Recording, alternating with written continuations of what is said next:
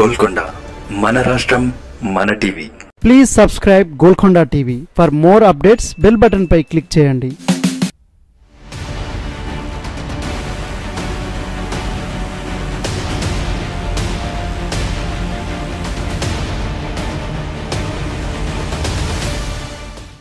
తెలంగాణలో ఇన్ఛార్జ్ మంత్రుల వ్యవస్థను కూడా కేసీఆర్ సర్కార్ నిర్వీర్యం చేసింది.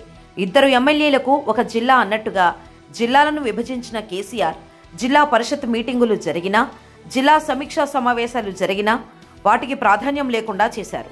తెలంగాణలో మళ్లీ జిల్లాల పునర్వ్యవస్థీకరణ అంశం తెరపైకి వచ్చింది. గత బీఆర్ఎస్ సర్కార్ రాజకీయ అవసరాల కోసం 10 జిల్లాలో ఏర్పడిన తెలంగాణలో పాత జిల్లాలను చలువలు పలువులుగా చీల్చేసింది. 10కి అదనంగా 23 జిల్లాలు మొత్తం 33 జిల్లాలుగా మార్చేసింది. ఇక రెవెన్యూ డివిజన్లు, మండలాల ఏర్పాటు కూడా అస్తవ్యస్తంగా జరిగింది. 10 ఏళ్ల తర్వాత తెలంగాణలో తొలిసారి అధికారంలోకి వచ్చిన కాంగ్రెస్ జిల్లాల పునర్వ్యవస్థీకరణపై సమీక్ష చేయాలని భావిస్తోంది. సుప్రీంకోర్టు రిటైర్డ్ జడ్జితో కమిషన్ ఏర్పాటు చేయాలని భావిస్తోంది.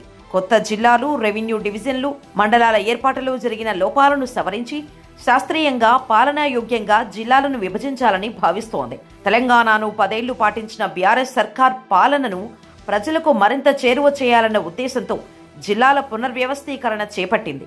పాత జిల్లాలను ఇష్టానుసారంగా, అశాస్త్రీయంగా విభజించింది. కొడుకు కోసం ఒక జిల్లా, బిడ్డ కోసం మరో జిల్లా, తన లక్కీ నెంబర్ కలిసి వచ్చేలా ఇంకో జిల్లా, రాజకీయ అవసరాల కోసం కొన్ని, ప్రతిపక్షాలను బలహీనపరిచేందుకు కొన్ని జిల్లాలు ఏర్పాటు చేశారు. వాస్తవానికి తెలంగాణలో అప్పటి వరకు 10 నుంచి 15 జిల్లాల డిమాండ్ మాత్రమే ఉంది. కానీ తొలి ముఖ్యమంత్రి కేసీఆర్ ఏళ్లుగా డిమాండ్ ఉన్న జిల్లాలతో పాటు తన రాజకీయ అవసరాలు, ఇతర కారణాలతో మరో 8 జిల్లాలు కొత్తగా ఏర్పాటు చేశారు. ఇక జిల్లాలతో పాటు రెవెన్యూ డివిజన్లు, మండలాలను కూడా అశాస్త్రీయంగా విభజించారు. డిమాండ్ లేకపోయినా కేవలం రాజకీయ అవసరాల కోసమే మండలాలను ఏర్పాటు చేశారు. తెలంగాణలో మొదట 37 రెవెన్యూ డివిజన్లు ఉండగా వాటిని 74కు పెంచారు. ఇక మండలాలు 464 ఉండగా వాటిని 607కు పెంచేశారు. 4-5 గ్రామాలను కలిపి కూడా ఒక మండలం ఏర్పాటు చేసేశారు.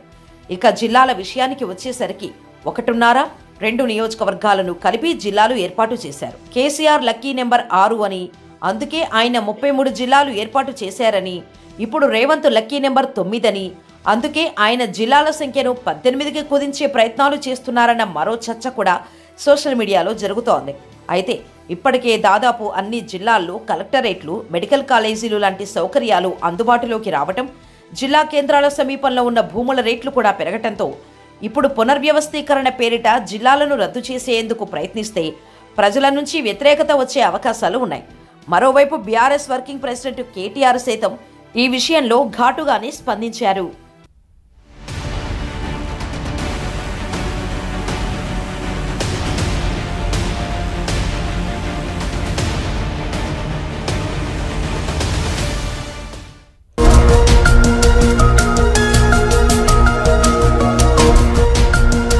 సత్యాలు చెప్పడానికి సాహసం కావాలి, నిజాలు చెప్పే పత్రికలు రావాలి.